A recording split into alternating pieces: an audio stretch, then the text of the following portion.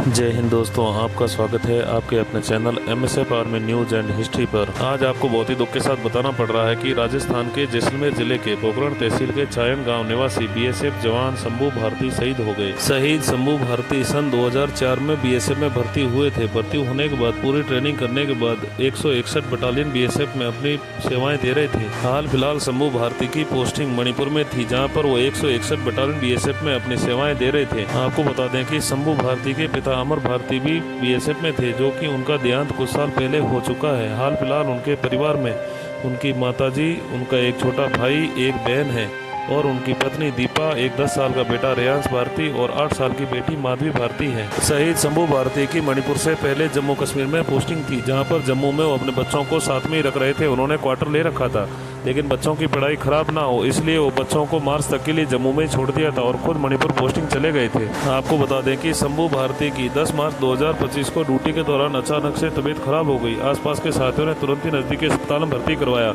जहां पर उन्होंने इलाज के दौरान दम तोड़ दिया। जैसे ही शहीद होने की सूचना उनके अधिकारियों ने परिजनों को दी तो परिजनों का रो रो कर बुरा हाल हो रहा था और पत्नी को तो विश्वास भी नहीं हो रहा था, क्योंकि तबीयत बिगड़ने से कुछ घंटे पहले ही शंभू भारती ने अपनी पत्नी से फोन पर बात की थी और सब कुछ हालचाल ठीक ठाक बताए थे। शहीद होने की सूचना परिवार में मिलते ही चीज पुकार मच गई और पूरे गांव में शोक की लहर दौड़ पड़ी। शहीद शंभू भारती का पार्थिव देह शरीर मणिपुर से हवाई रास्ते दिल्ली होते हुए 12 मार्च 2025 को उनके पैतृक गाँव पहुँचा। फूलों से सजे सैन्य वाहन से जैसे ही पार्थिव देह शरीर उनके पैतृक गाँव चायन पहुँचा तो आसपास से गाँव से लोगों की भीड़ उमड़ पड़ी और शहीद शंभू भारती अमर रहे के नारे लगाने लगे। पार्थिव देह शरीर गाँव में पहुँचने के बाद अंतिम दर्शन के लिए घर के आंगन में रखा गया। अंतिम दर्शन हो जाने के बाद पार्थिव देह शरीर को मोक्षधाम ले जाया गया, जहां पर BSF की टुकड़ी ने गार्ड ऑफ ऑनर देकर सैन्य सम्मान के साथ अंतिम संस्कार किया।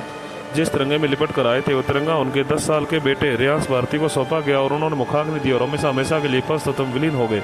हम सलूट करते हैं, नमन करते हैं देश के ऐसे वीर जवान को जो देश की रक्षा करते करते अपने प्राण न्यौछावर कर देते हैं। जय हिंद।